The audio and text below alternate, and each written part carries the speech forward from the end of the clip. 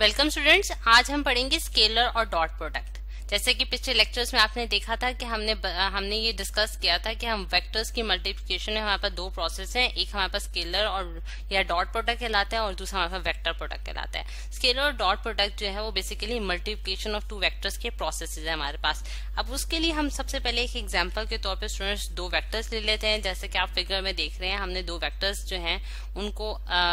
दिखाया है कि हमारे पास ए वेक्टर जो है वो उसकी डायरेक्शन इस तरह से है और बी वेक्टर जो है हमारे पास ये है, ठीक है। और इनके दरमियान जो एंगल है स्टूडेंट्स वो हमारे पास थीटा एंगल है। अब अगर मैं ए डॉट बी का फॉर्मूला लिखना चाहती हूँ, यानी कि ए वेक्टर डॉट बी वेक्टर, और वेक्टर के ऊपर मैंने एरो हेड का निशान डाल दिया स्टूडेंट्स, और ए डॉट बी जो है उसको अगर मैं एक्सपैंड करूं तो हमारे पास किस तरह से होगा, magnitude of A into magnitude of B into cos of theta. और ये बार्स जो है स्टूडेंट्स ये हमारे पास बेसिकली मैग्नीट्यूड शो कर है। अगर आप ये नहीं भी डालेंगे तो आप सिंपल अगर इस तरह से ए लिख देते हैं तो ये भी हमारे पास मैग्नीट्यूड होगा, क्योंकि इसके ऊपर एरो हेड का निशान मौजूद नहीं है। अच्छा, अब ये जो हमने स्टूडेंट्स ए डॉट बी को हमने जो इसका फॉर्मूला लिख लिया है, यानी कि A B into cos of theta, ये हमारे पास मतलब कि इसकी एक्सपेंशन आ गई, यानी कि डॉट प्रोडक्ट आ गया ए और बी के दौरान। लेकिन फिजिक्स में इसका मीनिंग क्या है हमारे पास, उसको देख लेते हैं कि ए डॉट बी का जो हम फिजिक्स में अगर हम इसको एक्सप्लेन करें तो हम इसमें इसको इस तरह से लिख सकती हूँ कि A cos of theta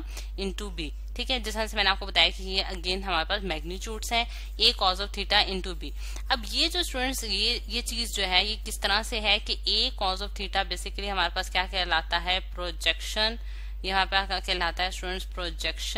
projection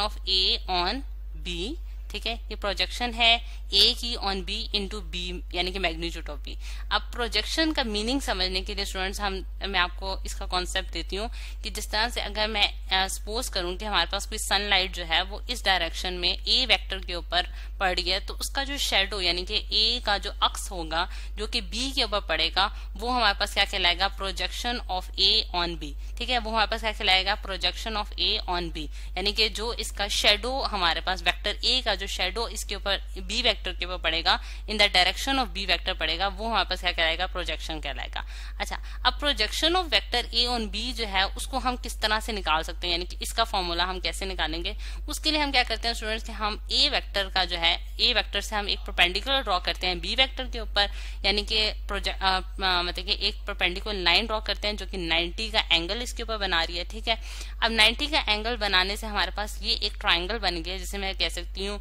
O P Q, ठीक है। हमारे पास एक ट्राइंगल बन गया स्टूडेंट्स। यहाँ मैं अगर ट्राइंगल का साइन डाल देती हूँ, ट्राइंगल हमारे पास बन के ओ पी क्यू, हमारे पास एक ट्राइंगल है, ठीक है, जो कि हमारे पास क्या है स्टूडेंट्स, राइट एंगल ट्राइंगल है। और राइट एंगल ट्राइंगल में हम ट्रिग्नोमेट्रिक रेशियोज अगर यूज करें और मैं अगर कॉज ऑफ थीटा की वैल्यू देखूं तो कॉज ऑफ थीटा जो है हमारे पास क्या होता है, बेस डिवाइडेड बाय हाइपोटेन्यूज, ठीक है। बेस डिवाइड बाय हाइपोटेन्यूज होती है हमारे पास, और cos of theta is equal to base divide by hypotenuse. अब बेस जो है स्टूडेंट्स हमारे पास ये जो ओ क्यू लाइन है, ओ क्यू लाइन जो है वो बेसिकली हमारे पास क्या है, projection of A on B, ठीक है। वो हमारे पास क्या है, projection of A on B. तो उसके लिए आप जो है कोई भी सिंबल यूज कर सकते हैं। जिस तरह से अगर मैं एक सिंबल यूज कर लेती हूँ ए इंटू बी, ये मेरे पास क्या शो कर रहा है, projection of A on B show कर रहा है। इसके लिए आप कुछ भी मतलब कि कोई भी लाइन जो है वो लिख सकते थे, पूरी ये वाली लाइन भी लिख सकते थे। और हाइपोटेन्यूज जो है स्टूडेंट्स हमारे पास क्या है, हाइपोटेन्यूज जैसा कि आप देख सकते हैं कि हमारे पास क्या है, ए है, ठीक है, यानी कि मैग्नीट्यूड्स में सिर्फ उनके डाल रही हूँ। तो इस फॉर्मूला को यूज करते हुए स्टूडेंट्स, इस फॉर्मूला को यूज करते हुए ए बी यानी कि projection of A on B जो है वो आप निकाल सकते हैं, जो कि हमारे पास क्या है, ए कॉज ऑफ थीटा। ये हमारे पास क्या आ गया, ए कॉज ऑफ थीटा। जैसा कि आप देख सकते हैं कि हमने जो फॉर्मूला देखा है उसके जरिए भी हमें यही पता चला है, जो कि हमने फिजिकली उसका मीनिंग भी देख लिया है कि हमारे पास वो क्या है, ए कॉज ऑफ थीटा, और A cos of theta into B जो है वो हमारे पास क्या हो जाएगा, projection of A on B. और फिर उसके बाद हमने उसको बी वेक्टर, बी मैग्नीट्यूड से जो है वो मल्टीप्लाई कर दिया। अच्छा, अब स्टूडेंट्स ये अगर हम देखें कि अगर हम इस चीज को देखें कि हमारे पास जो ए, यानी कि अगर मैं इसको यहाँ ड्रॉ करूं, यहाँ इसको मैं ब्लैक कलर से शो कर देती हूँ स्टूडेंट्स, यानी कि ये जो चीज है हमारे पास स्टूडेंट्स, ये अगर मैं उसका साया ड्रॉ करना चाह रही हूँ कि हमारे पास अगर ये उसका अक्स है जो कि ए वेक्टर का बी वेक्टर के ऊपर पड़ रहा है, जो कि हमारे पास उसका फॉर्मूला जो आया है वो ए कॉज ऑफ थीटा आया है। ठीक है, अगर हम ए कॉज ऑफ थीटा को देखें और बी वेक्टर को देखें, यानी कि जो बी वेक्टर है हमारे पास वो उसकी डायरेक्शन और ए कॉज ऑफ थीटा की डायरेक्शन एक ही, मतलब एक ही डायरेक्शन में उनकी अलाइनमेंट है। ठीक है, अगर हम इस चीज को देखें तो हमें ये पता चलता है कि हमारे पास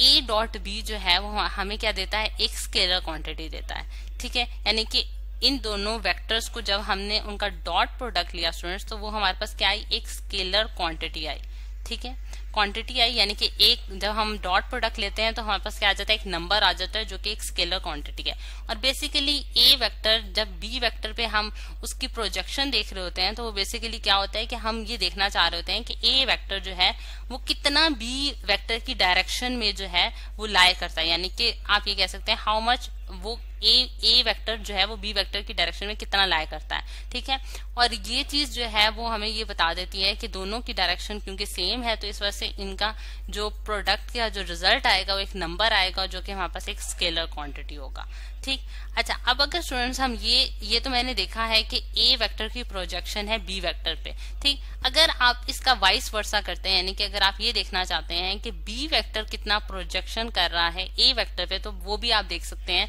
कि मतलब कि इसका उल्ट भी आप जो है वो कर सकते हैं और वो आप एज एन एक्सरसाइज भी देखेंगे। अब अगर हम इसको एग्जाम्पल के तौर पे देखें स्टूडेंट्स, यानी कि इसकी एग्जाम्पल्स हमारे पास डेली लाइफ में क्या होंगी, तो उसमें जो बेस्ट एग्जाम्पल आ जाती है स्टूडेंट्स वो हमारे पास है वर्क डन की। ठीक है, अब वर्क डन के लिए भी अगर आप देखें कि अगर मेरे पास एक ब्लॉक है, जिस तरह से यहाँ मैं एक ब्लॉक शो करने जा रही हूँ और ब्लॉक जो है उसमें मैं एक फोर्स लगा रही हूँ, यानी कि एफ फोर्स जो कि हमारे पास एक वेक्टर क्वांटिटी है जैसा कि आप जानते हैं। जब मैं उसके ऊपर कोई फोर्स लगाऊंगी इस ब्लॉक के ऊपर तो वो कुछ ना कुछ डिस्प्लेसमेंट परफॉर्म करेगी, यानी कि अपनी जगह से मूव करेगी एक पर्टिकुलर डायरेक्शन में, जिसे हम क्या कहते हैं स्टूडेंट, डिस्प्लेसमेंट कहते हैं। ठीक है, और उसको मैंने डी से डिनोट कर दिया। ठीक, अब अगर इन दोनों के दरमियान, यानी कि ये अगर हमारे पास एक्स एक्सिस है और ये फोर्स का एंगल है, फोर्स जो है फोर्स की डायरेक्शन है, तो इनके दरमियान अगर एंगल देखूं तो मेरे पास क्या एंगल है, थीटा एंगल है। ठीक, अगर मैं अब देखना चाहती हूँ कि कितनी फोर्स जो है वो, यानी कि फोर्स अगर हम फोर्स को देखूं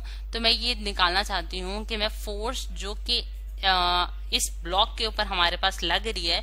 वो उसने कितनी डिस्प्लेसमेंट इस ब्लॉक में प्रोड्यूस की है, उसके लिए मैं क्या करूंगी कि इनका डॉट प्रोडक्ट निकालूंगी, क्योंकि हम जानते हैं कि वर्क जो होता है वो वर्क डन जो होता है वो हमारे पास क्या होता है, एफ डॉट डी, यानी कि दोनों क्या है हमारे पास वेक्टर क्वांटिटीज है। और जब मैं इसे डॉट प्रोडक्ट के जरिए खोलती हूँ स्टूडेंट्स तो मेरे पास क्या आता है, magnitude of F into magnitude of displacement into cos of theta. ठीक है, और ये एट द एंड हमारे पास क्या देगा, स्केलर प्रोडक्ट देगा, यानी कि क्योंकि हम जानते हैं क्योंकि हमारे पास क्या है, वर्क जो है वो हमारे पास क्या है, एक स्केलर क्वांटिटी है, स्केलर क्वांटिटी है, क्योंकि ये बेसिकली दो वेक्टर्स के दरमियान क्या है हमारे पास एक डॉट प्रोडक्ट के जरिए निकाली जाती है। तो एफ इंटू डी जो है कॉज ऑफ थीटा जो है ये हमारे पास क्या निकल आएगा, वर्क डन निकल आएगा, और ये हमें बताएगा कि कितनी फोर्स जो है वो डी, यानी कि अगर आप डिस्प्लेसमेंट की डायरेक्शन में कितनी हमारे पास फोर्स लगी है, और वो हमारे पास एक स्केलर क्वांटिटी जो है वो बन जाएगी। यानी कि अगर एफ कॉज ऑफ थीटा की वैल्यू, इसको आप इस तरह से भी लिख सकते हैं, F cause of theta into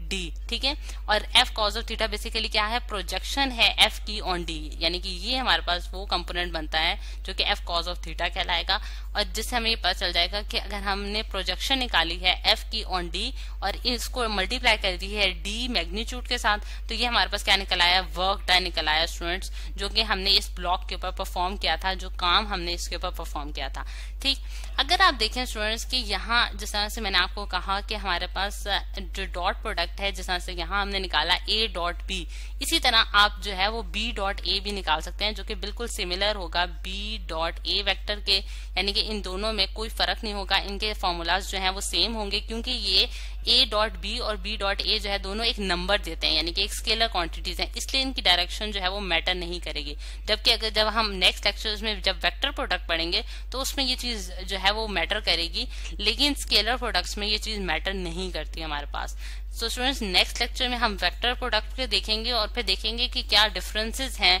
जो कि हम देख सकते हैं कि स्केलर और वेक्टर प्रोडक्ट्स में वाजे हमें नजर आ सकते हैं।